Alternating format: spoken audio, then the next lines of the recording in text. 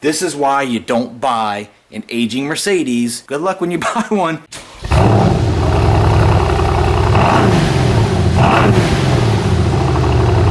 Hey everybody, welcome to another episode of 3 Points Garage. I am Mike, and this is part 3 of this engine health test for this M156 engine in this 2009 S63 AMG. When I started, you saw in one of the other episodes where I broke one of the fittings for the coolant expansion tank. But let me show you how bad that thing really was. If you remember, I leaned too much on this and I broke this fitting that came right here, a little piece of plastic that broke off in there. So I went to get this off. All you really have to do is take this clip with a screwdriver or something and pick it up, and it will release this. So I did that, and to pull this out, the whole thing just absolutely shattered in my hands. And then you yank this piece out. That's fantastic, but when that happened, look at what happened to my expansion tank. Look at this. This whole piece broke off.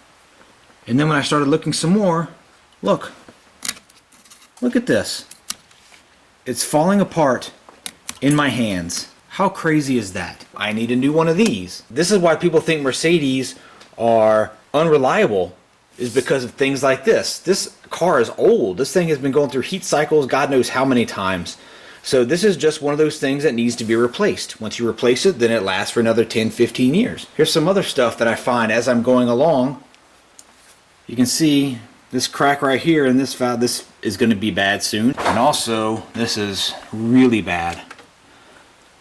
If you see right there, there's a crack. This is part of the intake manifold where the fuel rail attaches. I don't know if that crack goes all the way through or if that's just a piece of the paint. I don't know if I want to take this off or not. It might just crumble in my hand. I just don't know what to do. We'll try to figure it out. Let's go ahead and start this video by taking off this fuel rail and these injectors. These are T30s. There's 1, 2, 3, 4 on here, and these things just pull right up. But we need to disconnect the fuel line, but we also need to disconnect the battery first. Let's get to that, and then we'll go ahead and take these injectors out. I have a theory that the pistons from the first episode of this series, where the pistons looked clean, I have a theory that these injectors are clogged a little bit, and they're just dumping drops of fuel instead of atomizing it. So we're going to run the test on them and see if we can actually clean them and get a little bit better performance and get rid of that weird wobble. Here's the fuel line that goes into the back of the fuel rail here. Once you get all of the bolts out, don't forget there is a sensor here at the end of it that we need to get off as well. Comes out very easily. When you're pulling these off, these haven't been off in a really long time, and I have new seals to put on them. But go easy, easy, go slow. And I had to employ the help of the tiny pry bar to help me get some of these off. And even then, these things are in there. Especially the ones in the back that I really can't get to. Trying to go real slow and real smooth. I don't want to break anything else. But really, why not, you know? I've broken several of them already. Several pieces. That one in the back does not want to come out. We got to massage that one a little more. Also, don't forget this thing is going to be full of gasoline. Oh, I got to take this off too. It's right in the way. It's overlapping this crossover tube. So I got to take this off. Ouch. Well, your favorite Mercedes tool made quick work of that. Now let's go ahead and get this thing off.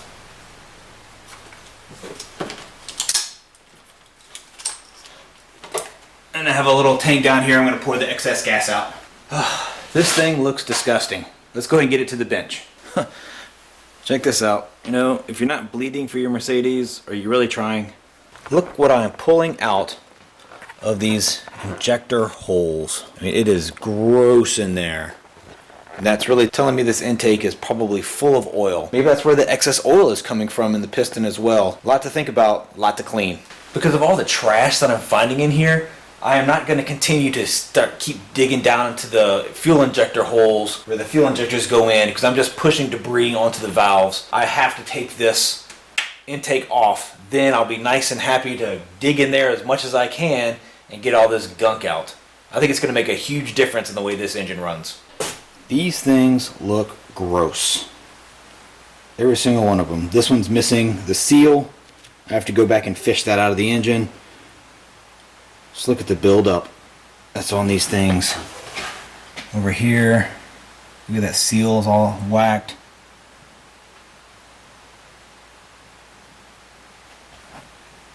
So here's another one where the seal got still in the engine. Let's go check a look at that now. Look at how gross all that is. We're going to have to clean all of that out and try to get as little as possible. You can see where the O-ring is still stuck in there. And try to get as little as possible into the combustion chamber. Before we do anything, let's go ahead and understand the orientation of how they're supposed to look. And then we're going to take a marker and we're going to mark 1 through 8. And then I'm going to try to find a part number on these to make sure that these aren't the old ones. There's no way these are the old ones, right? There's no way. That engine would have hydrolocked a long time ago, I think. These actually come off a lot easier than you think. These clips, I could just move these clips off with my fingers, with my thumbs. Push them off to the side.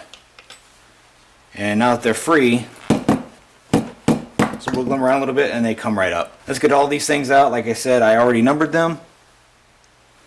So now we can take them out and inspect them. Well, with the help of my old man glasses and the Googleator over here, I was able to find the part number right here on the body of the injector. And this is the updated injector that ends in 8142. So these have been updated. Okay guys, you are not going to believe this. So this injector came out of cylinder number 8. You see, they have this little, looks like a plastic seat that's sitting on there, and it's on there. I'm twisting. I cannot get this thing off. I'm pretty sure that comes with the injector, because when I look online, I can see pictures of these injectors. This seat is already there, and I can't find them anywhere else either. So it's gotta come on there. But when I look at, this is cylinder number 4. When I took this one off, I cleaned it up a lot. It was pretty gummy. You'll see it's missing it. And I was able to fish it out of the engine. Sorry, my hands are still. And it goes on there, but it doesn't, of course it doesn't click into place. It won't twist on, it won't do anything. And it comes right off again. So I am willing to say that this injector, that injector, they're bad. I need that seat to be on there to put the new seals on and to have it work correctly. Plus I have to fish some more out of the engine. As you can see, this car, like I said earlier in this video, this car is falling apart in my hands as I work on it. This is why you don't buy an aging Mercedes if you don't have the knowledge or the money to try to fix some of these things. I don't know where this is going to go. I need to actually sit down and list the money that I've spent so far. It really hasn't been that much. It's just been a couple parts here and there. But now we have to add an expansion tank. We have to add injectors. This might be the time to get bigger injectors in a tune, but because of the oil in the harness, I don't know if I should do that either. So yeah, this is what you deal with. Good luck when you buy one, but we'll see how it goes. We're going to keep working. What I have going on here is my fuel injector tester, and I have number 1 and 2 in there right now. I'm letting it go for only 600 RPMs and see what's going on. This one, this injector here, did a quick splash, and then it started doing this again for the fuel. So we're going to let it go. Pretty cool little setup. I got this from Temu. I let this go for a few minutes, and I upped it to 1,000. I'm going to set it on a program next to have it run for a few minutes, and it varies between different speeds. But as you can see, those amounts are exactly the same. Okay, as I'm prepping this machine to do number 3 and 4, I can see the seat it broke off when I was trying to get the hard as rock O-ring off. This thing is seated on there. It's part of the fuel injector. It's not something you can purchase later. It's definitely part of the O-ring, the way it's situated in a groove inside this little plastic piece. What, maybe plastic, maybe, I don't know what it is. But yep, this is another one. This is another bad one. Fantastic. Just completed another test with injectors 3 and 4. Just did a run all the way up to 6,000 RPM, and it looks pretty similar. A little off, but it's pretty similar. Everything looks fine with these. I think the injectors are probably good. They're rolling pretty good.